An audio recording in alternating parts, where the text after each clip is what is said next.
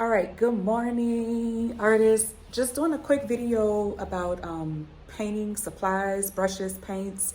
I have been traveling just a little bit and I had to pick like which things were essential. So like normally my bucket of brushes is like this big and it's filled with brushes, but I had to like narrow it down to just like what I thought was essential, what I thought I would need to like get the job done. All right, so I'm gonna just share what I decided to bring and why. And some of these are old. Some of these brushes are new. Some of them are old. I've had a really long time and they're just my favorite brushes. But I'm just gonna go ahead and start with the basics. So I have a round brush.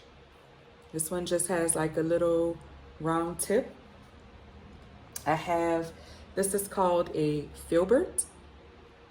So it's flat, but it has a little arch, a round part on it. This is called I thought I had a bright. Well, okay, this is a flat brush. Okay, this is an angle brush. Has a little angle. This is a fan brush. This is a big flat brush. This, I think they call it a mop, a mop brush. And then I have a small flat. And then I have just some of my favorite brushes, two favorite brushes. They're really, really old. This is just a big, wide, flat brush. I love this brush. I don't know why. I've had this brush forever. I just love this brush. And then this is another one of my favorites. It's really old, kind of chewed up. But I just love this brush when I don't want like a perfect, just like flat stroke. It gives me some texture by default because it's all old and chewed up. I love this brush. And you can tell it's like caked with paint. It's really old. I've had this brush for a really long time. And then of course I had to have my palette knife. I work a lot with a palette knife. This is like one of my favorite things to even start with on the canvas. Then I have a couple of detail brushes. This one I just cut. This one, and I have more detail brushes, but I'm not really particular about detail brushes as long as they're, some of them I want them to be long, if I want to make a long, nice thin line, and then some of them I want them to be really short. This one I cut up. I don't know if you can see that. It's kind of blurry. Anyway, I cut it up to give me some details, but really short strokes. So that's it. I mean, I've gone from like a big bucket of brushes, like a whole bunch of brushes, to just this. And I have like just a few more, but this is all I really need. And I've been painting and I'm talking about really like for small canvases, small stuff like that. But y'all, I've been painting for what, almost 17, 18 years now, maybe more. I don't even know. Since 2001. Oh, that's, Lord, 21 years. So, 20 years, 21. So the point is that it's not rocket science. You learn what brushes work for you over time. I have used every brush there is in the book. And, now I just have a few favorites. And I realized even when I was in my studio at home or in my big studio, wherever, it was a few brushes that I just kept gravitating to over and over and over again. And every now and again, I would buy myself something different. Like I have this one, but I have the big one too. And I love the way it makes like a cloudy, like kind of look and feel with this brush. But once it gets wet, then you gotta wait for it to dry. So it's like a big fuss. So anyway, on to paints.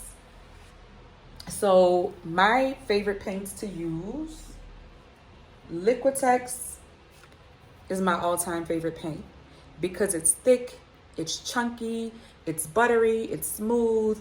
As a professional artist, you don't have to worry about it cracking or flaking. You can't see through it unless it's a transparent paint. Also, because of the thickness, And the saturation of color, you don't have to go over and over and over. A lot of times it's like one and done. So this is my go-to. So you can bet your bottom dollar that if you purchase a piece of art from me, it probably is completely done in Liquitex. Liquitex. I do not use anything but Liquitex. I mean, I only use Liquitex Professional Heavy Body Acrylics in my work. 90% of the time. 90% of the time. So I also will use golden sometimes. A lot of artists tend to use, professional artists tend to use, go between golden and Liquitex. I'm kind of biased a little bit, but you know, you have to pick and choose and see which one works for you.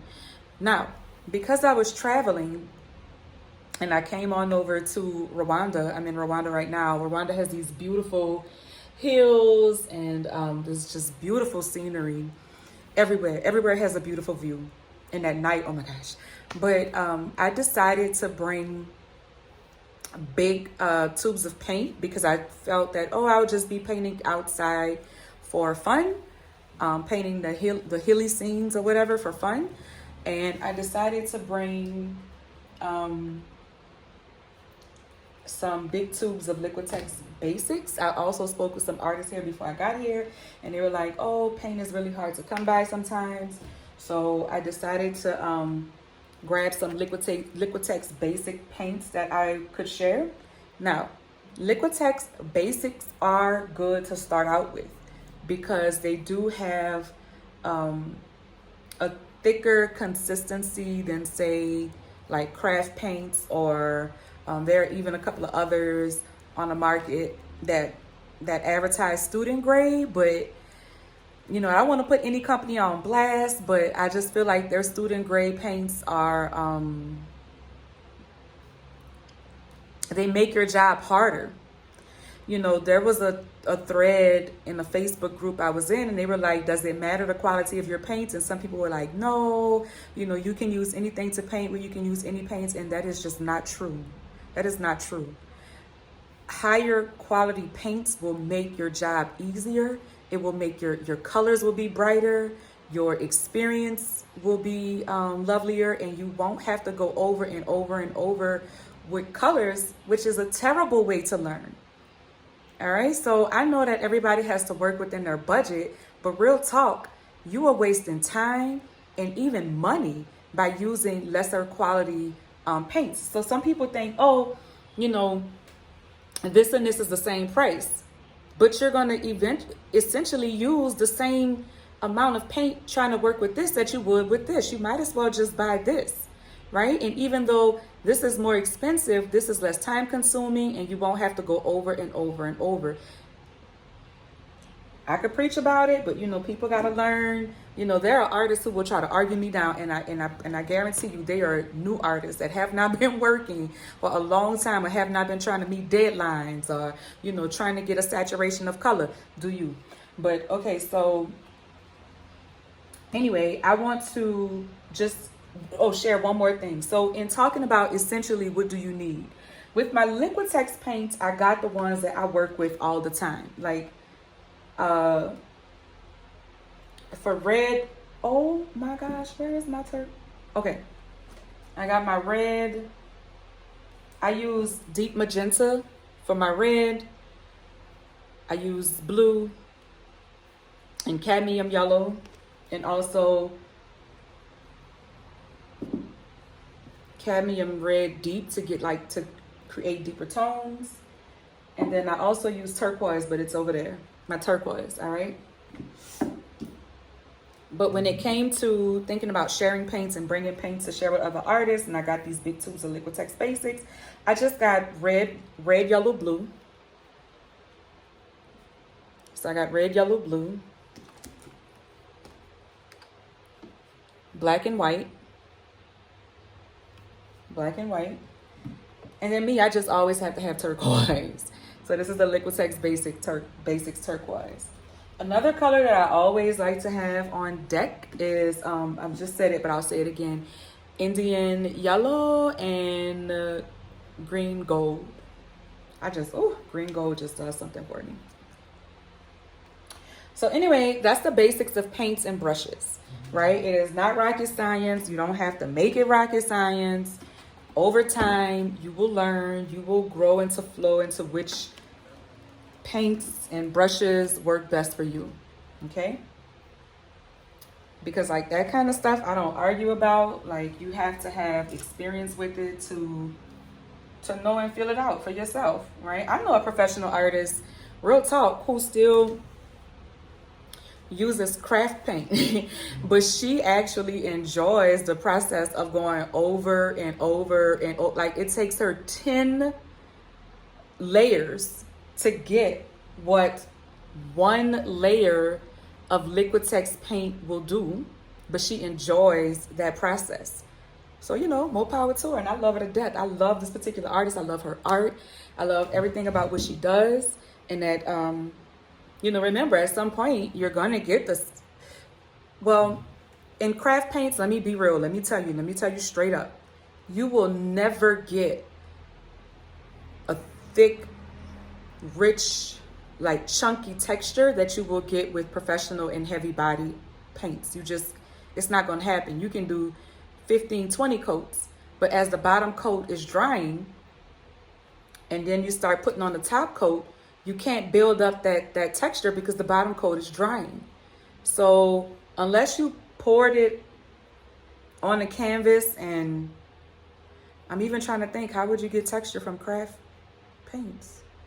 I don't even know. I mean, you could add, you know, mediums like heavy gloss gel, but then it would break up the pigment so much that you wouldn't have the color you want. You could add mediums, but it would break the pigment up so much. So anyway, that's another story for another day. So I want to jump in real quick just to show you the different strokes that these brushes will make. Let me see, I hope you can, let me put it a little bit closer to the canvas. All right, so I'm gonna start with the round brush. That's this one. And I traveled a bit, so they were packed kind of weird. So I'm gonna wet it. You don't have to wet your brushes before you begin. That's not like a prerequisite. So I'm gonna go into blue. Oh, also, since I have it, this is how you wanna set your plate up. And this is how I actually did it. Yeah, this is right. So yellow and blue makes green. This is a great way to get your color mixing on. Let me just, oh man, I made a mistake and touched the canvas. That's okay. So yellow and blue makes your green. Yellow and red will make your orange. And I'm just gonna go ahead and mix my colors really quick. So I'll have that done. So I have my green. All right, done. And then I'll go ahead and make my orange. So take a little dab of red into yellow. All right, that's my orange. All right, done. So I have, I make my purple. Forgot about my purple. All right, so a little bit of blue. Let me get a little bit more of you. A little bit of red. A little bit of white. Mix it all together. It's coming.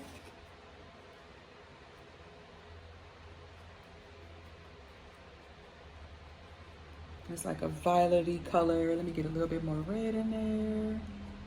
A little bit of red. Okay, I'll accept that for now. I really put too much white, but I'm not getting ready to stress over trying to make a perfect purple color right now. And now I put too much red, so I need to go back into blue, but I'll stick with that. That purple is okay. All right, so anyway, let me show you the stroke that the round brush makes. So just a nice little stroke, and you can go thick to thin, right? And since I already made this mistake, let's just make it nice. So thick to thin, because the tip of it allows you to go very thin. So you can lay it flat and then move to the tip. So that's your round.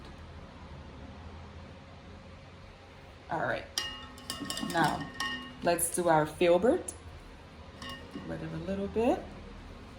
And I'm gonna use red. And so with the filbert, you can just lay it flat. And even when I lighten it up, you can't get as thin of a tip, but you get a nice round tip. People like to use this to make like flowers and things. I've seen artists use this to make that kind of stroke. And you can also always use it on its side like that to get a thin stroke. So that's the filbert. All right, flat. I mean, sorry, angle brush. Angular. Let me get that off of there. All right, angle. All right, I'll go green. So if I lay it flat, here's what you get. Uh-oh, put too much water. That's what you get. You can also use it on its side like that. So that's your angle brush. Really cool, nice brush. All right, short flat brush. It's this one.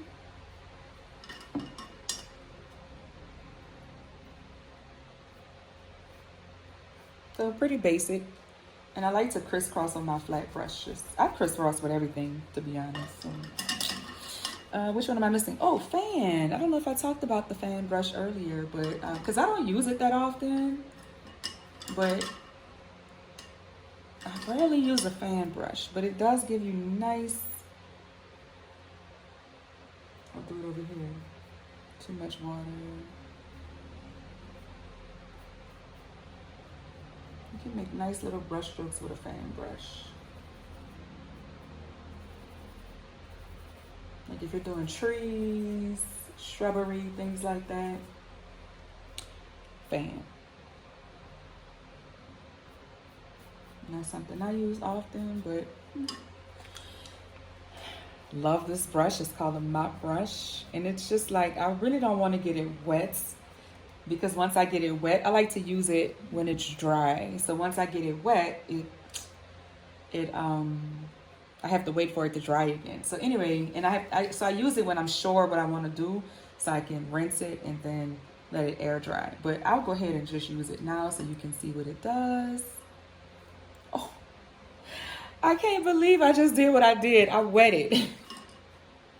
You know what? Let me try to get it as dry as I possibly can, because I didn't wet it that much. All right, I wet it more than I would have liked to. Anyway, so, all right, so all right, it's kind of dry. All right. So these are the kind of brush strokes you get with this. I love this brush. I love it, love it, love it, love it, love it, love it, love it. It's so helpful to me to blend colors. Look at that yellow and green. Such a nice, pretty, beautiful blend right there. All right, so let me drop it. Let me rinse it. All right. Then I have my big flat, bright. Let's use orange. And just basic big flat strokes. See, those are wide flat brush strokes. And again, I crisscross a lot with that brush. Some nice medium flat one. Basically same brush strokes as these, but you know, the width is different. And then I'll show you what I mean about my favorite brush that's kind of chewed up. I like this brush because even if I wanted to just blend all this and make a beautiful little mess, I just love how rough it is and how messed up it is.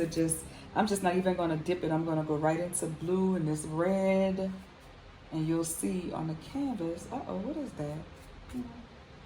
I don't know. Anyway, I can blend stuff. I can make these weird, crazy brush strokes. It has a no rhyme or reason because it's so messed up. And so it gives me more freedom in what I'm trying to do. Yeah. All right. Palette knife. Naisha's favorite. I love this because I'll just scoop the paint and then I can just lay down big, chunky blotches of paint. I love this palette knife. And then you can smooth it out and then you get like this weird texture. It just kind of happens organically. You really can't control it that much. So you just have to let it be what it is. Of course, you can always control balance and, you know, harmony and where you put colors, but you can't really truly fully control how this is going to lay paint down. You can't. All right. And so last but not least, detail brush just makes very fine lines. I guess I'll use blue. I don't have that much paint left on my plate. So really fine lines.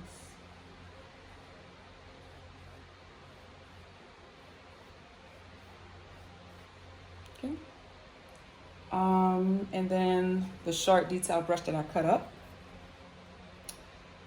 So this one is just like if you want to make like really short, fine lines. So really short. You don't get that much length on it because it doesn't hold that much paint. You can try, but you'll get frustrated. Like if you're trying to outline with this, you'll get really frustrated really quick. When I teach painting classes, I always see people trying to outline with a detail brush. That is a no-go because you don't have enough control to try and like outline something with a detail brush unless you know how to use it. And that takes time. These things just don't have enough control to outline. And you have to be like up on the canvas like this, trying to outline. You're really scared. That just doesn't work. Don't do that. Well, you know, you do what you want. I'm just suggesting that you're not. Because in art, you know, it's all about freedom, right? To really do what you want and like explore and express. And you have to just use the tools to learn. That's the real truth. You have to use the tools to learn. So last but not least, my wide brush. I love this brush because it just allows me to like paint all over the canvas. Really big, really fast. So that's it. I hope that helped you with painting. So that's it. I hope that I hope that helped you with painting supplies and materials basics. It's just basics, right? Every year or every couple of months, I treat myself and I buy something new that I see in the art store to experiment and explore with. I have used different kinds of spatulas that they sell at the art supply store to get different strokes. They now have these like rubber brushes, all kinds of stuff, right? And over time, you can really, really build up your painting tools. Also with paint colors. These ones can be a little bit pricey. So, you know, every time I go, I maybe pick one or two. I get my essentials, I get what I need, and then I maybe pick like one or two or three experimental colors that I've never used, or maybe I used in the past and I kind of like it. And I ran out, never really got it again. So I always pick up a couple of new colors just to try them out and experience them. What else? Oh, mediums. I always, you know, treat yourself to a couple of different mediums and see how they work. Mediums meaning heavy glass gel, modeling paste, different kinds of textures that Liquitex and I think Golden makes as well, like pumice stone. You can mix all that stuff in your paint and just have fun. Like have fun, explore, you know, take time, couple of months working with one medium. Maybe you fall in love, work with it for a couple of years, that's fine, and then move on to another type of medium. You can use found stuff in your paintings, in your paint. Here I'm in Rwanda and they put coffee grinds in their paint. Like, yeah, that was exciting. It's like a trend amongst some artists that I've met. So try anything. I've used eggshells. When I was in college, I would put eggshells in my paint, or glue them to the canvas and then paint over them. So listen, the sky is the limit when it comes to art supplies, materials, and tools, but there are just basic things that you need, a few basic brushes, a few basic simple color paints, and you're good to go. All right, so peace and love, y'all. Get to creating. I'm getting ready to create some kind of happy, abstract something on top of this. So yeah, I'll see y'all on the next video. Peace.